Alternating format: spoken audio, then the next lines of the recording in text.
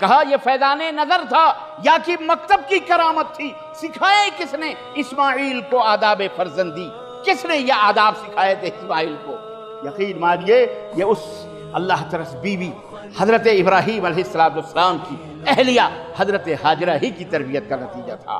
اللہ کو نہ تمہارا گوشت پہنچتا ہے، نہ تمہارے جانوروں کے پوشت پہنچتے ہیں، نہ خون پہنچتا ہے، بلکہ اللہ کو جو چیز پہنچتی ہے وہ تمہارے دل کا تقویٰ ہے، قرب، نزدیکی، جو تم نیت ہے، تمہاری نیت، یہ اصل ہے۔ حج کے دنوں میں منی کے میدان کے اندر چلے جانا، عرفات میں جا کر کے تپتے ہوئے ریگداروں پر ٹھہرنا، رات کو مزدلفہ میں ننگی زمین پر قیام کرنا، منی کے اندر 2-2 3-3 دن 4-4 دن قیام کرنا، دوڑنا صفا اور یہ کیا ہے؟ یہ اللہ نے بندے کو آزمایا خواب دکھلا کر، جاؤ اپنے بیٹے کو ذبح کرو، اور بندے نے اپنے فرزند کو، اپنے لخت جگر کو، اپنے نور نظر کو آزمایا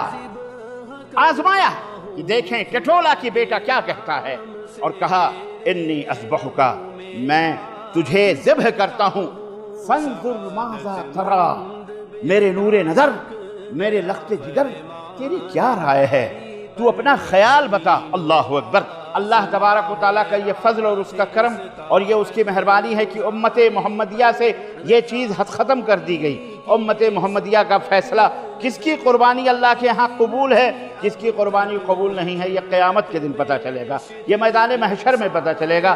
اللہ جب حساب و کتاب کی کرسی عدالت پر جلوہ فرما ہوگا، اس وقت یہ پتہ چلے گا، میزان پر پتہ چلے گا کہ آپ نے دنیا کے اندر جو قربانی پیش کی ہے کسی بھی صورت اور کسی بھی شکل میں، یہ اللہ تبارک و تعالیٰ کو قابل قبول ہے کہ نہیں ہے۔ عزیزان گرامی، زندگی کے ہر موڑ پر اپنا سب کچھ، یہاں تک کہ اپنے جذبات، اپنی خواہشات، اپنی چاہتیں، سب کچھ اللہ کے لیے قربان کرنا اور اللہ کے سامنے اپنے کو حقیر اور کمتر اور ذلیل سمجھ کر زندگی گزارنا، یہی حقیقی مومن کی زندگی کی علامت، حقیقی ایمان کی دلیل ہے۔ حقیقی ایمان یہی ہے کہ بندہ اپنے خالق کائنات کی رضا اور خوشنودی کو حاصل کرنے کے لیے اپنی زندگی کی ساری چیزیں قربان کر دیں۔ عیب دار جانور کی قربانی یہ جائز اور درست نہیں ہے۔ یہاں پتہ ہے کیوں ایسا حکم دیا گیا؟ آپ کو پتہ ہے بے عیب جانوروں کی قربانی کو جائز قرار کیوں؟ اس کے اندر بھی ایک بہت بڑی باریکی ہے۔ دراصل اس سے ہمیں یہ تربیت دی جا رہی ہے، اللہ اور اس کے رسول ہمیں یہ سمجھا رہے ہیں اور یہ ہمیں نصیحت کر رہے ہیں، یہ ہمیں درس دے رہے ہیں، ہمیں تربیت کر رہے ہیں ہماری، کہ اللہ کی راہ میں جو کچھ بھی تم خرچ کر رہے ہو، تمہارا مال ہو یا تمہاری جان ہو یا تمہارا جو کچھ بھی خرچ ہو رہا، یہ سب حلال اور پاکیزہ ہونا چاہیے، بے عیب ہونا چاہیے۔ جس طرح جانور بے عیب ہو، اسی طرح تمہارا مال بھی کیا ہونا چاہیے؟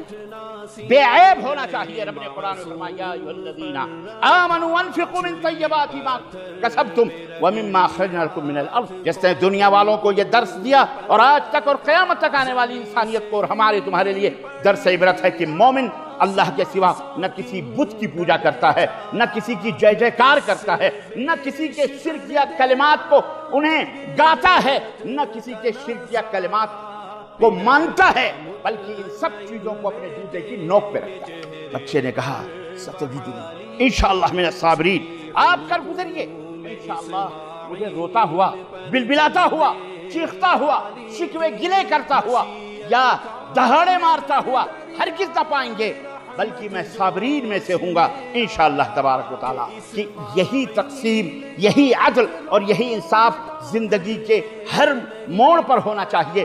انصاف کی رسی کو مضبوطی سے پکڑے رہنا چاہیے، انصاف کے تقاضوں کو، عدل کے تقاضوں کو ہمیشہ پورا کرتے رہنا چاہیے۔ یہی چیز ہے جو آپسی محبت کو، رشتے اور ناطے کو، دوستی کو برقرار رکھنے کا ذریعہ ہے، اور یہ چیز تقویٰ سے زیادہ قریب ہے۔ سنو، ہم کسی کا حساب اپنے پاس نہیں رکھتے، جو احسان کرتے ہیں ہم اس کا بدلہ اسی طرح عطا فرماتے ہیں۔